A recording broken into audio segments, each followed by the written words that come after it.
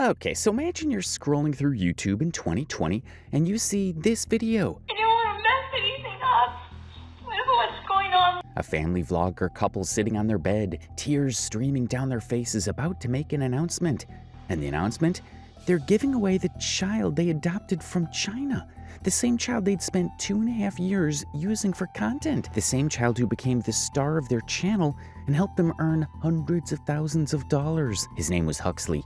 He was a toddler with special needs from an orphanage in China, and Myka and James Stauffer built their entire brand around adopting him and displaying genuine affection towards him even before she brought him home.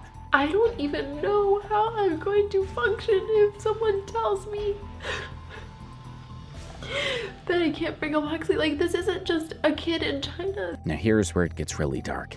The internet absolutely lost it when the couple gave Huxley up. We're talking petitions, investigations, and eventual cancellation. Some other channels were deleted after the scandal, and Myka disappeared from the internet completely. But James, he's still here on YouTube and still making money. This story has everything. Shady fundraisers, medical warnings that were completely ignored, allegations of some seriously questionable parenting, and an entire industry that let all of this happen with zero consequences. But what most people don't know is how deep this actually goes, how calculated it was from the start, and what really happened behind the scenes. And trust me, everything you thought you knew about this case was just the surface information. As of 2016, Myka and her husband James had been running family YouTube channels for 2 years with modest success. The couple announced they were adopting a child from China through an agency called WACAP, which later merged with Holt International.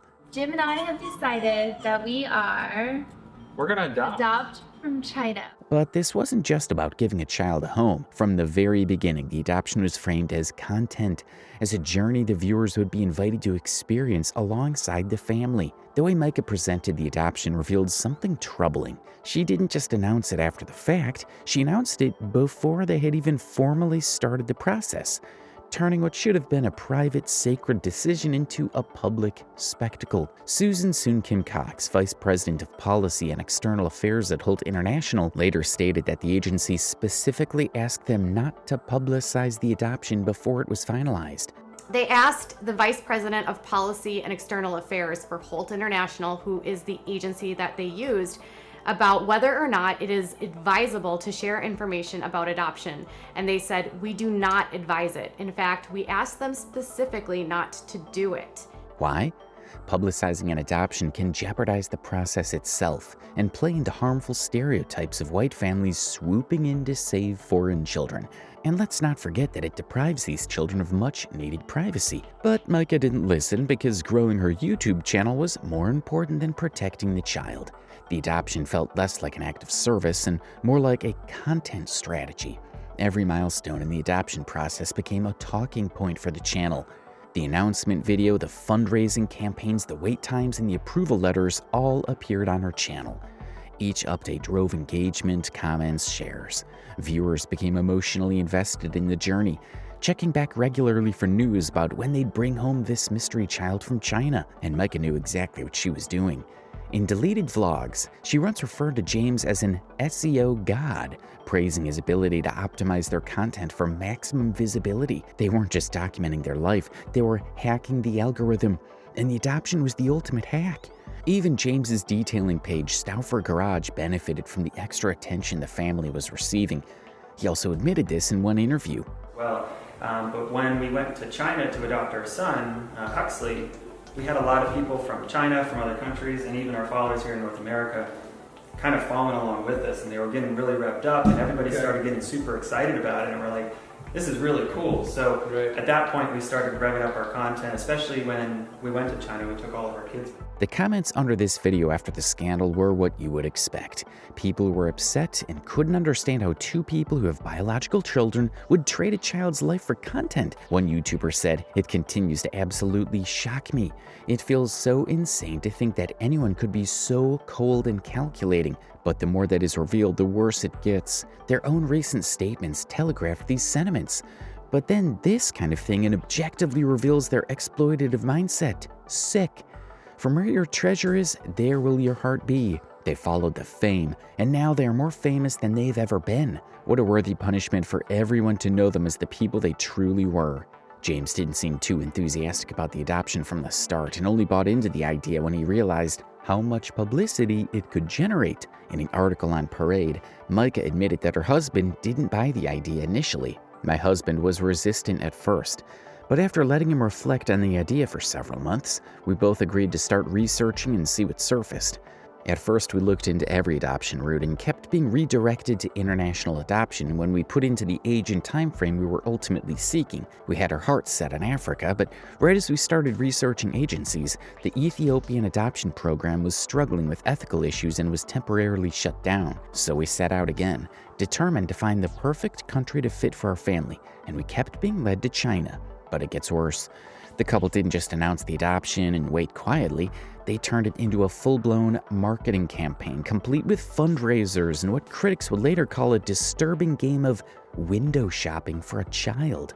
The first thing I want to fill you in on is we are doing a little fundraiser for little Huxley. By the time they brought home the little boy they would name Huxley in late 2017, Myka and James had already committed to something far bigger than either of them seemed prepared to handle. They'd committed to turning his life, his struggles, his trauma into entertainment. But it would also mark the beginning of the end of their internet fame. Now, international adoptions are expensive, no doubt. They cost families between $25,000 and $60,000 when you factor in agency fees, travel costs, legal expenses, and medical evaluations.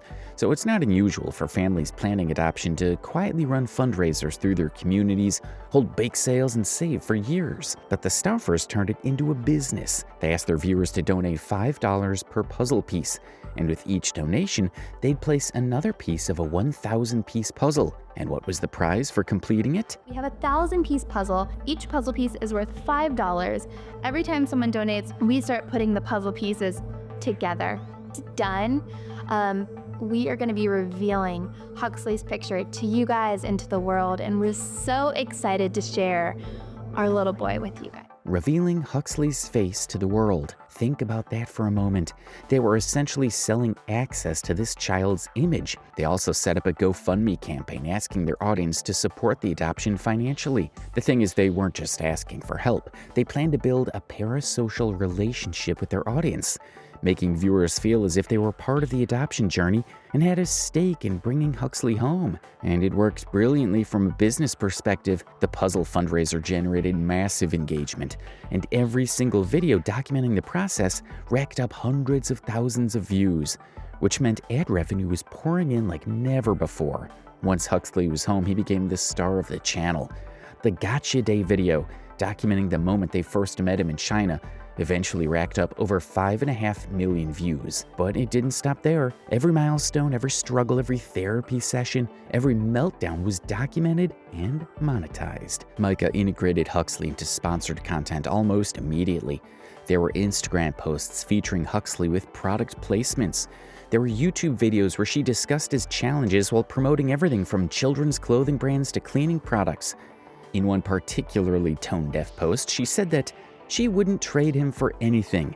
It was sponsored by Dreft laundry detergent. Huxley was removed from everything familiar, brought to a new country where he didn't speak the language, and placed with a family with no cultural connection to his heritage. And instead of giving him privacy and space to adjust, they put cameras in his face and broadcast his most vulnerable moments to millions of strangers. Let that sink. You want to come in so bad? Is it hard to be a little brother? Huxley, is it hard to be little sometimes? You can have your book back. Have your book back. Sorry. According to reports, Huxley appeared in at least 27 videos on Myka's channel alone, not counting appearances on the Stauffer Life or on Instagram stories and posts. Huxley was a moneymaker, and the Stauffers knew it. Everyone knew it. But by the time creators started talking about it, the damage had already been done.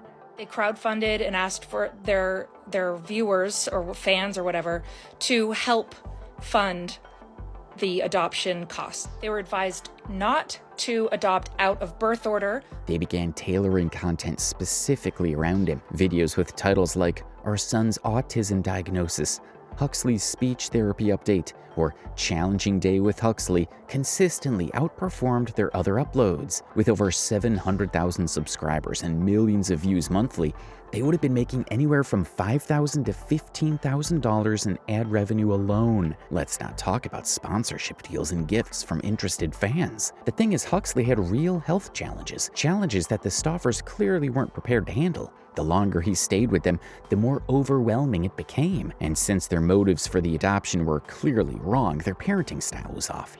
Viewers started noticing, and that's when the allegations of abuse popped up. Over the years that Huxley appeared on the Stauffer channels, some of the parents' practices ranged from questionable to potentially harmful. One of the worst videos showed Huxley during a timeout related to food anxiety. While I couldn't find the original video because it had been deleted, I did find multiple reaction videos from other creators who watched it and analyzed it. Katie from Without a Crystal Ball had this to say about the situation. When I saw this initially, I was like, I don't understand this. Why would you put a child in timeout for wanting food? Huxley's a small little boy. He doesn't have a weight problem. He doesn't look like he's like obese by any means. He looks very thin. So I would assume that why wouldn't you give the child more food if he wants food? If he's hungry, let him have food, right? I did some research and found out that food issues are common among children with autism. Sensory sensitivities can make certain textures, temperatures, or smells overwhelming or even painful. Mealtimes can be genuinely traumatic experiences for autistic children, triggering anxiety, meltdowns, or avoidance behaviors. Also, as Katie pointed out, Huxley's food anxiety may have been because he spent his first few years alive in an orphanage without any food security.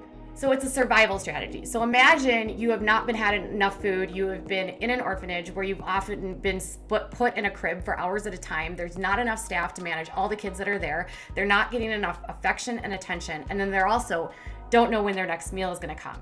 These very early memories will be implanted in their brain and make it very difficult for them to trust other adults who they are relatively new to them on whether or not they're going to be fed.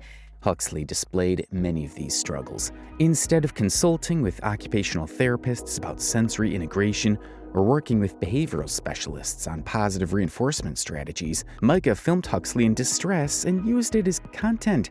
She discussed his food refusal while the camera captured his anxiety. She positioned herself as the patient mother dealing with a difficult child, rather than acknowledging that his behavior was a symptom of his disability. But viewers could smell something fishy. You describe him singing Mama Food only to be given a timeout has brought tears to my eyes. This woman is vile. Same here. This woman has no right to be called Mama by anyone, right?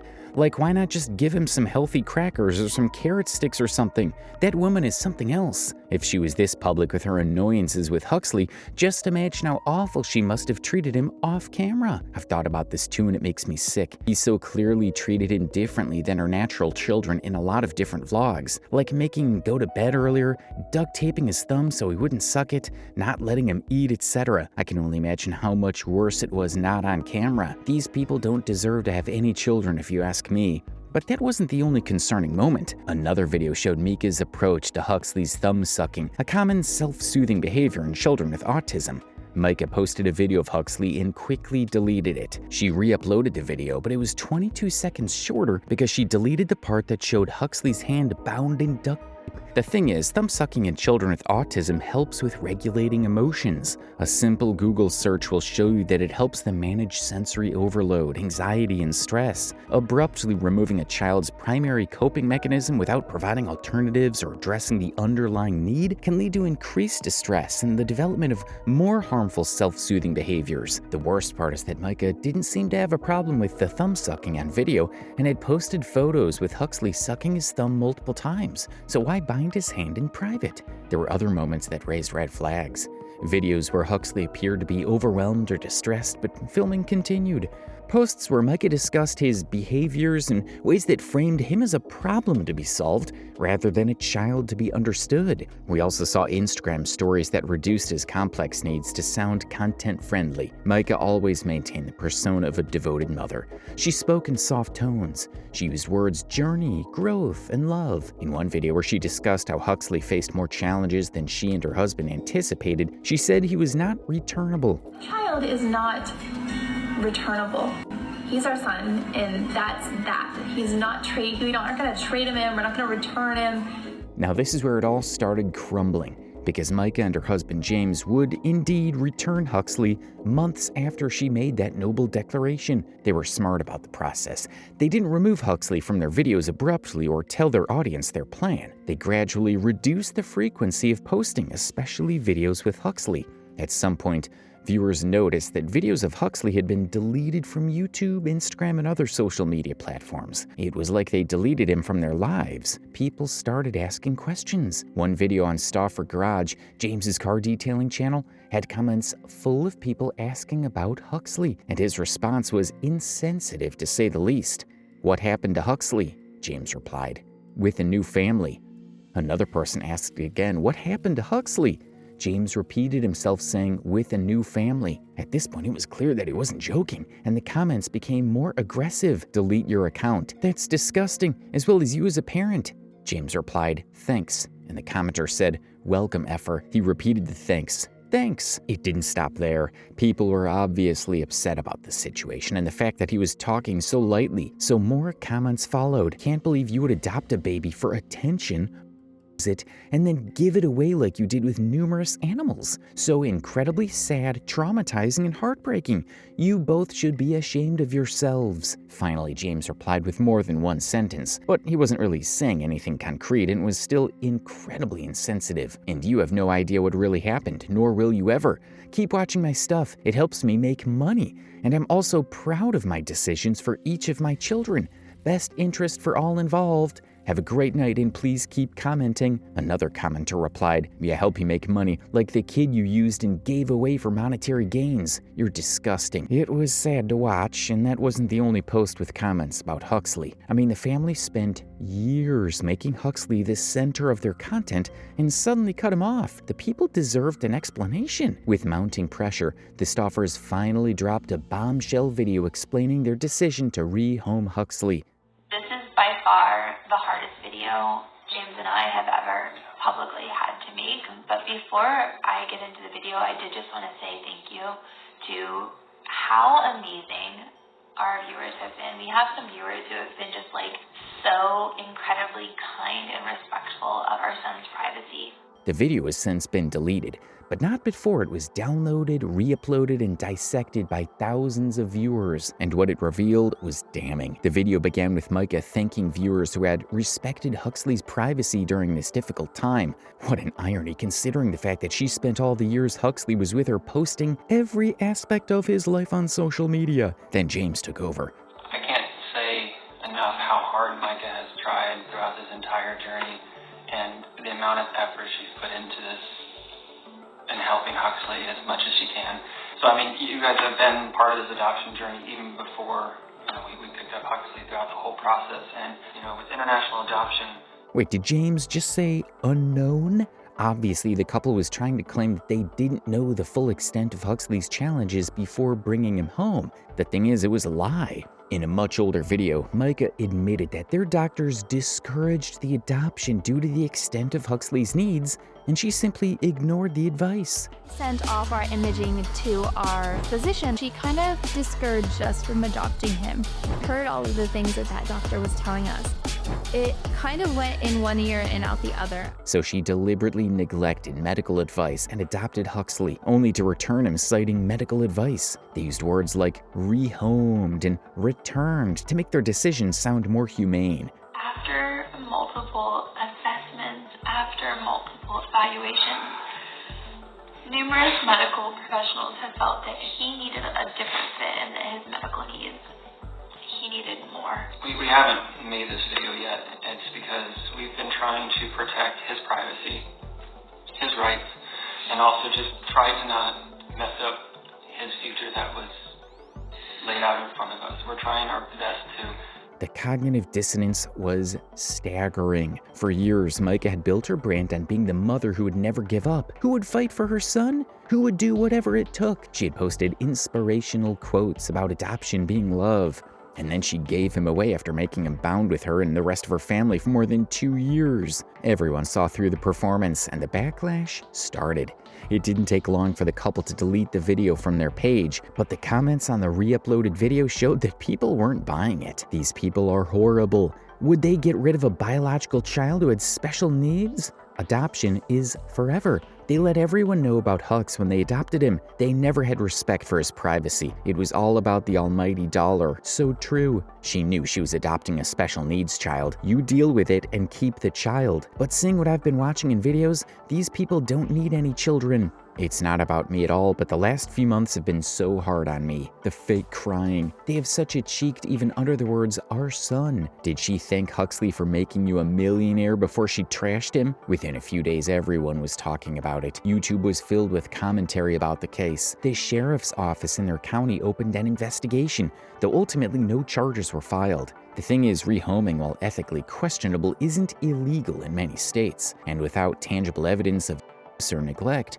prosecutors had no grounds for criminal charges. But the court of public opinion had rendered its verdict. Myka and James Stauffer had exploited a vulnerable child for views and money, then discarded him when he became too much to manage. The pressure was building up, and there was no recovery from this. Myka deleted all her YouTube channels and disappeared from the internet. Her last post on Instagram was on the 24th of June, 2020. It was a long apology and an excuse for what she had done to Huxley. In her words, "I want to first apologize for the uproar, one, and take full responsibility for all of the hurt that I've caused. This decision has caused so many people heartbreak, and I'm sorry for letting down so many women that looked up to me as a mother. I'm sorry for the confusion and pain I have caused, and I'm sorry for not being able to tell more of my story from the beginning. I could have never anticipated the incidents which occurred on a private level to have ever happened, and I was trying my best to navigate the hardest thing I've ever been through. I apologize for being so naive when I started the adoption process. I was not selective or fully equipped or prepared. I received 1 day of watching at-home online video training and gained my Hague adoption certification, which was required by my accredited adoption agency. For me, I needed more training. I can't say I wish this never happened because I'm still so glad Huxley is here and getting all of the help he needs. I also know that even though he is happier in his new home and doing better, that he still experienced trauma, and I'm sorry. No adoptee deserves any more trauma. I wanted to help so bad I was willing to bring home any child that needed me. For this, I was naive, foolish, and arrogant. I wish so bad I would have been more prepared and done more. I wish the decision to disrupt never had to be made. Adoption and all special needs are amazing, and I have a ton of respect for every adoptee, adoption parent, and special needs parent. Look up to you in a million ways. And I'm sorry for hurting the community in any way. Lastly, to debunk a couple complete rumors, we did not adopt a child to gain wealth. While we did receive a small portion of money from videos featuring Huxley and his journey, every penny and much more went back into his care. Getting Huxley the care and services he needed was very expensive, and we made sure he got every service and resource we could possibly find. Secondly, we are not under any type of investigation. I'm hoping to share more from my side of the story soon. And lastly, I'm so sorry for letting you down. I also want to mention that moms need a safe place to ask for help when they are struggling. No questions asked. We love Huxley and know that this was the right decision for him in future, praying that Huxley only has the best future in the entire world. The rehoming itself raised additional questions. Where was Huxley now? Who were the new parents? How could the Stauffers ensure this was actually a better placement and they weren't just looking for a way to offload responsibility? There was a lot of debate about this case 5 years ago, with most people calling Myka and James out for being exploitative. While I agree with this assessment, I feel regulators and the adoption agency should also share some responsibility for what happened to Huxley. I went down a rabbit hole going through their content from our earliest vlogging days, and it was shady from the beginning. I feel like they should have never been allowed to adopt Huxley in the first place. Before the adoption, before Huxley, before the scandal that would define them, Myka and James Stauffer were just another family vlog channel trying to make it on YouTube. A closer look would have shown the destructive patterns. At first glance, their content seemed relatively harmless compared to the extremes of channels like 8 Passengers, another family vlog that was full of The Stauffers didn't publicly humiliate their children or implement extreme punishment systems, but some of their posts were unethical. From the beginning, Myka's biological children, Kova, Jake, and Radley were commodified for content. Their daily lives were broadcast to hundreds of thousands of strangers. Their milestones were monetized. Everything was on camera. It's fine. It's fine. It's fine. Remember, they don't fit you anyways. I'm just kidding. You'll get them in a second. So, guess what? Radley's not out to get you. That's the problem. Kova, Myka's oldest child from a previous relationship, appeared on camera from when she was a baby. She had no say in whether her image would be shared publicly. She couldn't consent to becoming a public figure. Yet her childhood was documented extensively, from potty training to the first days of school to birthday parties. The homeschooling content was particularly problematic from a child privacy perspective. Myka filmed entire days showing her children's struggles with lessons, their frustration with difficult concepts, their mistakes and corrections. What does that mean? What does that mean to control your thoughts and to control the direction of your life? What does that mean to control your thoughts? What does that mean? You don't know. So if Susie says, or if Rombo says, let's go steal a pack of bubblegum. Should we do what Rombo said? Or maybe it should be say, I really don't want to do that. Or say, Susie might have wanted to go steal.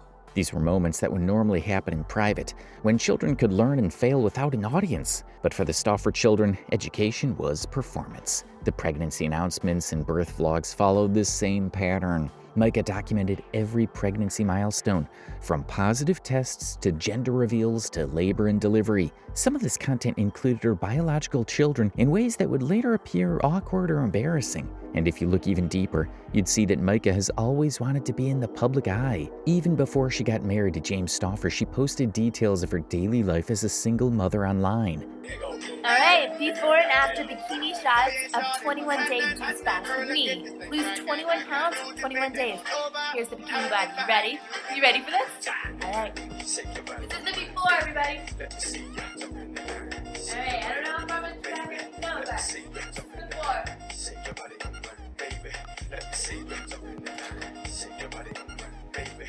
I get so excited about this. I don't know if I can do it. Do it with me. Come on, try it. That need for internet validation and greed led her to the adoption from hell, a decision that would ruin her career and disrupt the life of little Huxley. 4 years after Huxley was rehomed, an HBO documentary about family vlogging titled An Update on Our Family hit the web. The 3-part HBO documentary series, directed by Rachel Mason, addressed the ethical concerns surrounding family vlogging. The Stauffer family's case was at the center of the documentary. I'm curious if you know the name Myka Stauffer. We'll stay away from that one. Can you tell me about the Stauffers? You want me to be honest? The series led to fresh conversations about the ethics of family vlogging, the challenges of international adoption, and the exploitation of children for content. Huxley in particular brought so much viewership to their channel. And then 2.5 years later, he had just disappeared. The documentary only reminded people of the horrors of family vlogging. It didn't get the positive response HBO was hoping for. Some viewers said the first episode is excruciating. These family vloggers are the fakest, most obnoxious humans I've encountered. I just wanted to see a doc about the Stauffer controversy.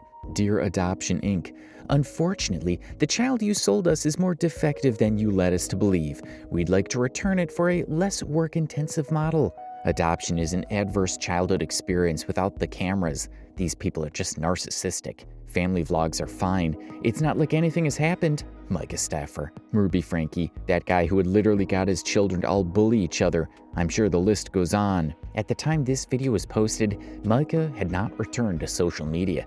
She's been spotted occasionally in Ohio, living a private life far from the cameras that once captured her every move. Her husband still runs Stauffer Garage and has been posting consistently over the last few months.